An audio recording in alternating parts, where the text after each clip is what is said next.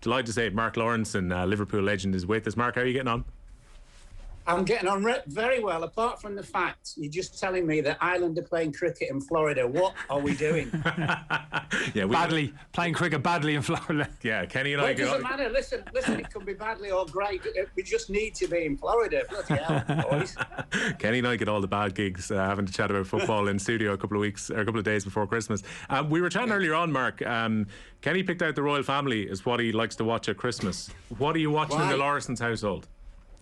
Oh, I don't know really, because I probably don't watch too much telly on Christmas Day. Too busy getting slaughtered. Isn't that what it's for? Talking about Liverpool getting slaughtered by Leeds.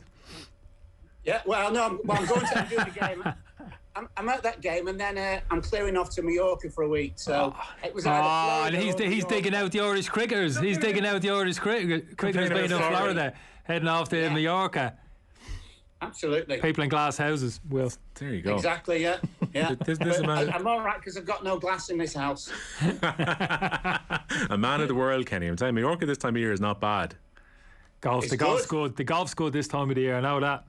No, I'm not. Well, I'm not playing. I've got to be a good boy and stuff because we're looking to do something to the house. So I'll have to. Oh, big extension, Will. Big extension to the villa in Mallorca. Say no more, Mark. Say no more. In the background, is that another conservatory going in behind Mark in the background at the moment? He's drawn up the plan. He's got the plans in front of him there. We can't see them. They're on the desktop in front of him. I've got my brew in front of me. Laura, I was asking Kenny earlier, what does Christmas dinner look like in the Cunningham house? What's Christmas dinner like in your place? Just relatively quiet, just a family. My daughter's had COVID, so she comes out in the next 2 or 3 days from self-isolating. So, yeah, it'll just be quite a quiet one, to be honest with you. And obviously getting ready to go to Mallorca on the day after, as it were. So, no, just nice and quiet, but lots to drink, lots to eat. Do you get involved, Mark, the Christmas Day, the cooking, the meal? Do you hover? Are you one of them people who hover around? Kenny, dispensing advice to the cook? Kenny, in a word, no. I open the bottles, mate. Has to be done too, you know. But when I say the cook, Mark probably gets the cook in. He rents the cook in for the day, like, you know what I mean. What do you mean, the cooks? How about the cooks, not the cook? See, a conveyor belt in their house by comparison, Kenny. You're worrying about getting the turkey right. Mark's got a full staff ready to go. Mark's got a lot on that big extension. He's got a lot on this Christmas, New Year. Okay, sorry for him. Busy boy.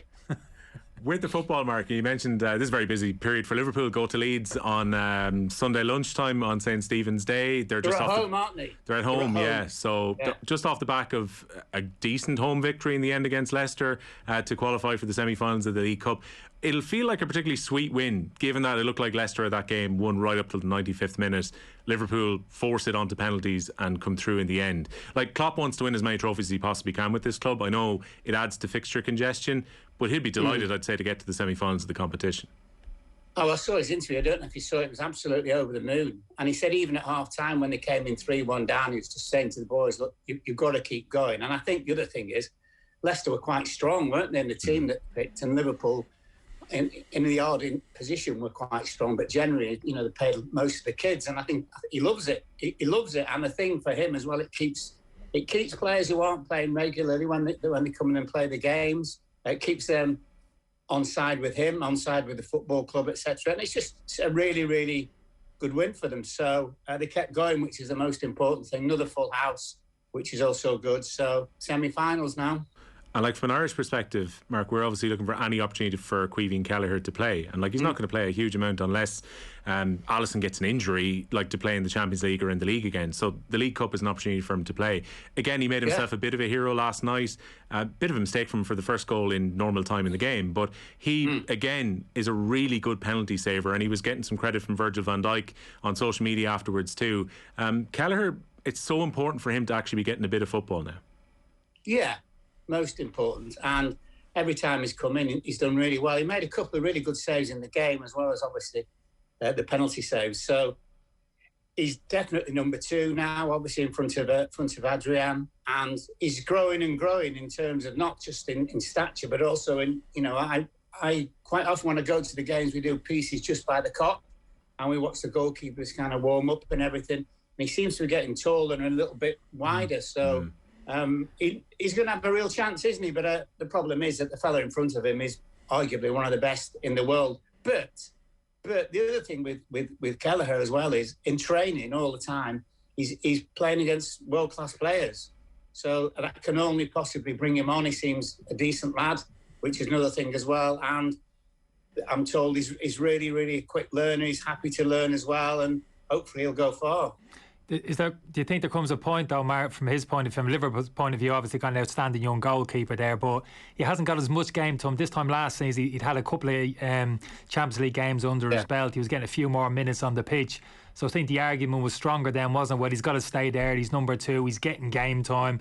He's getting the experience. He's working with world-class players that you were talking about there. But there's going to come a point in his development over the next year or two, isn't it? That's not going to be enough, is it? Half a dozen games thrown in his direction, isn't going to be enough, particularly when you look at the Irish setup. Bazzuno's ahead of him now. I know he's playing football at a lower level, but he's playing regular competitive first team football. So that moment's going to come at some point from him. He's going to have to make a big decision. Well, yeah, but I don't think Klopp will let him out. I really don't think he will. And I think, what I said to you before about obviously in training against all the top players, I think that's really, really important. The problem is, as you know, Kenny, if he goes to the Championship, if they let him out, that's a completely different experience because you get battered, and crosses will come in and corners, etc., and they'll surround him and all those kind of things, which doesn't really happen generally in the Premier League unless you're playing Burnley. So it's one of them. What do you do? But I think Klopp will be really, really reluctant to let him out. I understand what you're saying and I agree with you, but I just don't think it will happen. I think Klopp will err on the thing of, you're in training every day, all these players, your Salahs and your Manes and all these kind of Jotas and all those. He said, so I want you just to stay. And by the way, Adrian, he couldn't keep bees anymore, so you wouldn't want him as number 2. Mark, how do you see it like Liverpool so far this kind of season? Obviously in a very healthy position. Good news last night. Great position in Champions League, where they want to be on the coattails in Manchester City. But if you look beneath the surface a little bit, generally in terms of their performance, there's been some outstanding team performances individually. Salah, we know how good he's been, but is there a little bit of you looking at it with your eyes, a little bit of sense of unease? The probably Tottenham game was a good example. I know they had a couple of players missing, but just in terms of how that little bit open they can be in terms of the amount of chances that they're kind of giving up generally so far this season. Well, you look at Brighton at home, Brentford away, West Ham away, and obviously Chelsea as well away. So they obviously don't like going to London. That's one thing. But and Van Dijk's not back to his imperial best yet. I think he's still got a little bit of a way to go. If anything, Matip's been the better of the 2 central defenders. But they're just chipping away. I think everybody's getting games as well. He's managed to get Thiago fit, the manager, which is a massive thing. Fabinho's now back in his normal position where he's just an outstanding player as cover for the 2 central defenders, etc. They have been a little bit sloppy on occasions, but they're right up there, aren't they? Yeah. Look at City. City got beat at home to Palace, didn't they? And Chelsea have just had an iffy run. So, and those 3 teams, I think, will be loads of points clear of everybody else. So Liverpool have just got to keep in there. But, the form in the Champions League was just outstanding. They won every single game, didn't they? So just keep going. That's the only thing you can do. Klopp's had his big moan up today as well about playing on the 28th, hasn't he? And he's quite right, actually, because everyone could have played on the 29th. So you play 26th and 28th. And I know we all used to do it, but it was a different product. In fact, it wasn't even a different product certainly when I played. It was just like football, but it's completely different now. And I think it makes a really good point, which is, why? So play on the 26th, Boxing Day, brilliant. We all love Boxing Day players and supporters. But then play on the 29th. Give them an extra day. Isn't that where you have to bow to the kind of TV and the schedule and that, Mark? You take the big money off the Premier League and yakety, you know what I mean? Then you hand over a bit of that control to the broadcasters, don't you, in terms of where they can pick where the games are going to be played. So I'll just make a point to Will there. I just don't like to hear too much moaning from managers and players generally. You hear a lot of moaning out from players in terms of, we're never consulted, we should be consulted, and it's not fair and there's too many demands. That bit of a negative cycle that's spin around the football. I'd never like to hear too much of that. No, I know you're right, but they're just they can move this fixture one day, and they'll tell you if you play within 2 days, your body's not recovered from the previous game. I mean, that's what all the medical science is and everything. Yeah, but that's the challenge, Mark, isn't it? That's the challenge when you're not 100%, and you know that, and you have to manage your game and kind of get through it. That's the challenge, isn't it? But the only thing with that, Ken, is you tend to get more injuries if you're only playing 2 days later. And I think that's, for Liverpool, that was be quite a big problem because they've not got a bigger squad as Man City and also Chelsea as well. So I get it, I mean, I don't know what you were like, but I would have played every day because I hated training. So, but it is just a bit different now because, it's like they're expected to be brilliant every single week because everything's in their favour, the way they train, the way they get looked after, medical side, the pitches are unbelievable, all those kind of things. But I do think he's got a case with just move it for everybody to the 29th and everybody would agree, but it's not going to happen, so I'll have to get on with it. You'll be in Mallorca, though. That extra day, that takes you won't be able to attend. You'll be on your flight to Mallorca by then, though. That won't fit in with your schedule, will it? Listen to this. On the 2nd of January, guess who Real Mallorca play? I'm going to guess they've Real Madrid, do they, Mark? Barcelona. I'm going for Barcelona. Barcelona. I'm there. I bet you won't pay for that ticket either. You won't be paying for your ticket Boxing Day at Anfield. You won't be paying for that one either. Listen, I shall seriously try not to. Graham Lasso is like an advisor to the board in Mallorca because he's got a house there as well. So he's advising them to give you a free ticket. He's going to advise them to give you a free ticket. Kenny, he's getting a phone call very shortly. Don't worry about that. I only want 2. I don't want any more than 2. Just 2 will do. I'd love to see that black book you have, your telephone book, Mark. See what names are in there. I'd say, oof, some big hitters in there, I'd say. Graham Lasso wouldn't be on the first page, I reckon. He wouldn't even make the first page. I could quite possibly say that, maybe. There you go, Graham Lasso officially on page number 2. Mark, can I ask you about one of the young players that's coming through at Liverpool at the moment? Because he's an interesting story in Tyler Morton, where he was playing with the Liverpool 23s. I think I saw during the week this time last year. He was playing well down in the Division 2 with the reserve team, and here he is now started at the San Siro a couple of weeks ago in the Champions League, and because of circumstance with injuries and with the players out with COVID, he's been playing a bit for Liverpool in recent weeks. What have you made of him so far? So far so good. I mean, he wasn't particularly great at Tottenham, but his debut was against Porto, wasn't it? I was there. It was really, really good. But I have to tell you, I don't think he'll make it there eventually because the competition for places is so strong. The lad's going to make a really good living from the game, but I just don't see him ever really being a number 1 pick for Liverpool. Yes, he's young. Yes, he's relatively inexperienced. He looks a little bit lightweight, which I think might be one of his problems. But he's certainly a player. But I don't see in 18 months' time that he will be regular in the Liverpool team. And I think, when we talk about players who aren't going to play many games, he arguably will be one. And somebody will come and take him. And that will improve him, obviously. But not... See, if you're a Liverpool player or obviously Chelsea, Man City, Man United, you've got to be Champions League standard. And I just don't think he's going to get there. But I do think he'll have a good career somewhere. Yeah, not a bad shop window for him to be in at the moment. Well, great, isn't it? Yeah. Diogo Jota, Mark, has been a man possessed this season. Firmino's hamstring injuries have meant that he hasn't been able to play a huge amount of football, so Jota's got to play a lot more through the middle. Fantastic old school header at Spurs last weekend in the Premier League. And Liverpool haven't lost a huge amount by Jota starting as opposed to Firmino this season.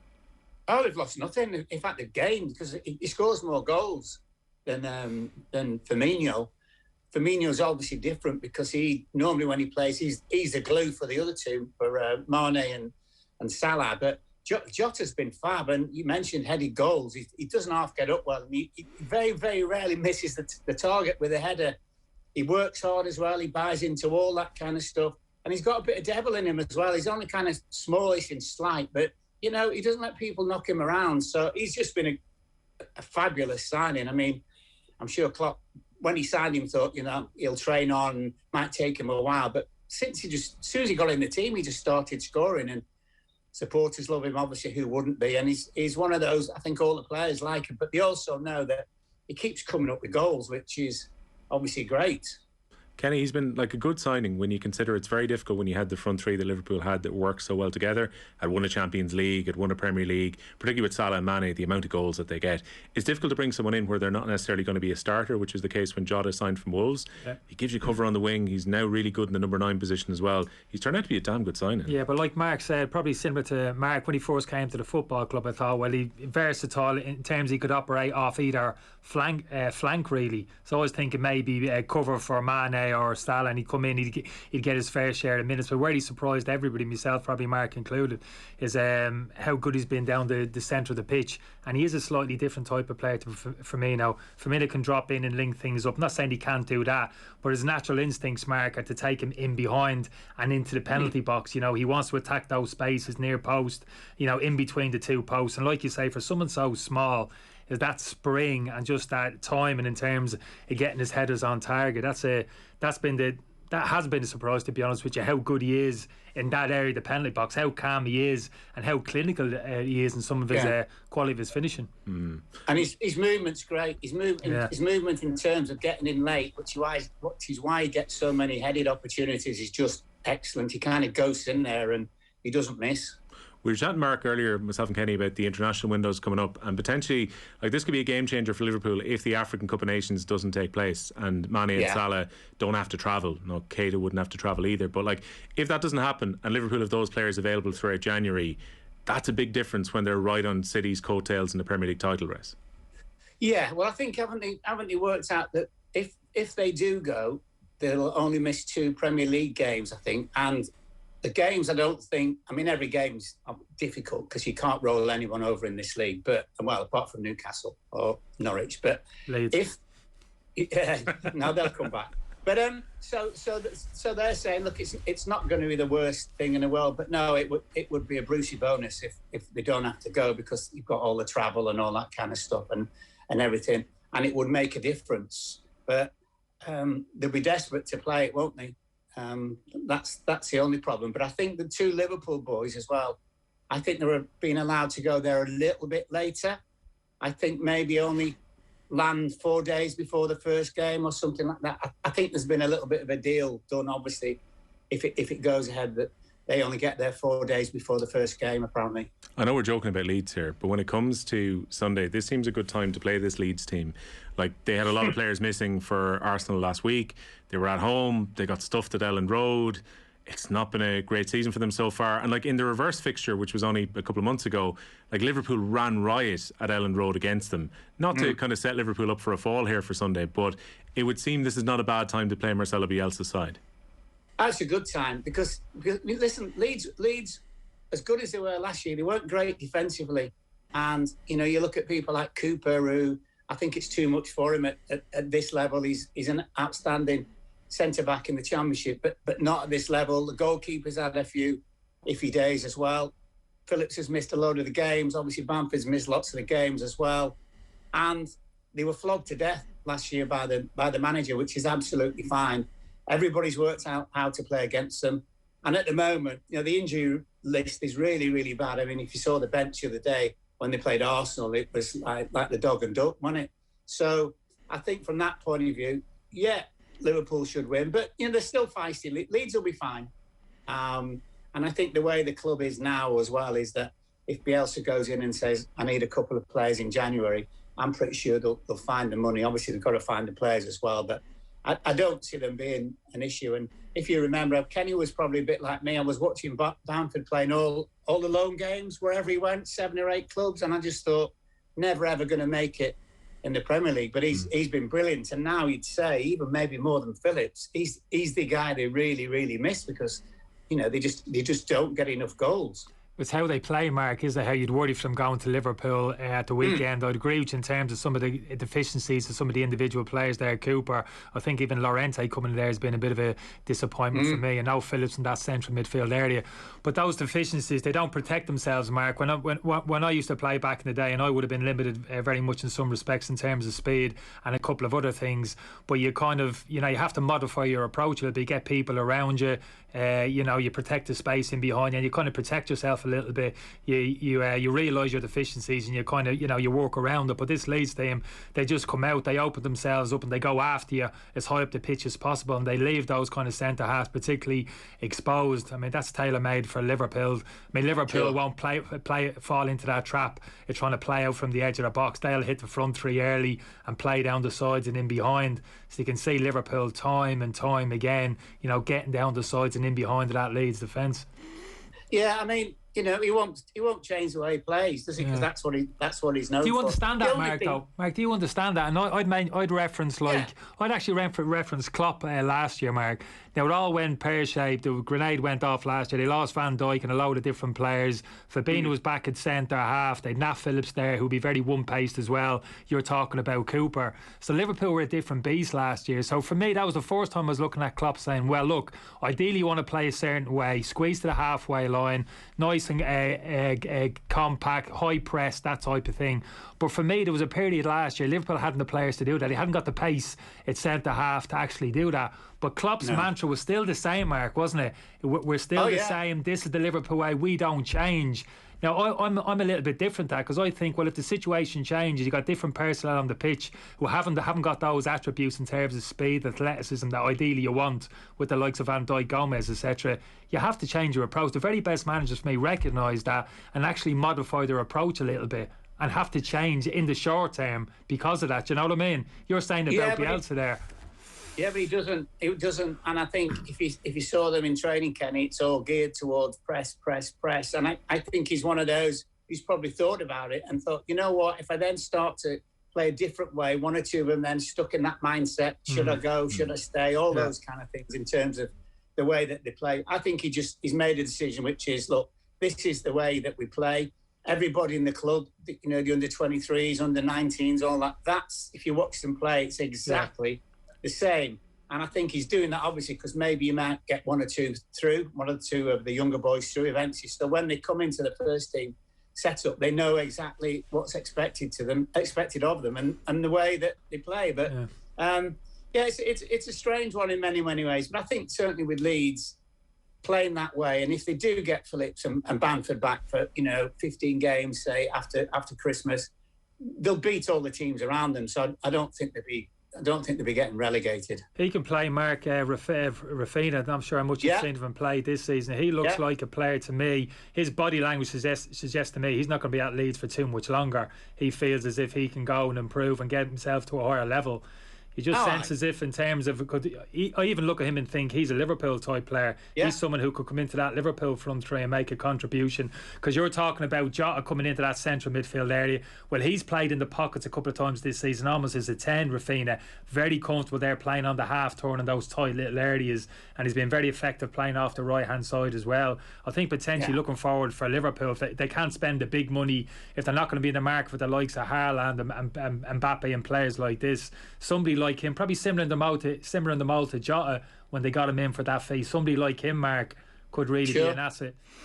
Yeah, he's a player. And if you look at Liverpool, apart from Alisson and Van Dijk, they only pay around about 30-40 million tops for players. Yeah. And they kind of get players who they think obviously that they can improve. And I wouldn't say Raphinha's the best team player, but if he did get to Liverpool, he would have to be, because that's what Klopp demands. But he is an outstanding player. He's got loads and loads of ability. And Kenny, I mean, once you go and play in a better team with better players, you become a better player yourself. Yeah, particularly if Mo doesn't get his 500 grand a week in the summer, Mark, and he's on his way. You know what I mean? You're going to need another right winger. You're going to need another right winger soon. Do a bit of scouting over in Mallorca. Have a look at it. They're set up over there, right winger. See what he's like. He's not going to take a drop, Mo, is he, from his 500? Laura, thanks a million for joining us. Enjoy the Christmas and the trip over to Mallorca and that game with Barca and Mallorca next week. You too, boys. Take care, Mark. Thanks a million, Mark.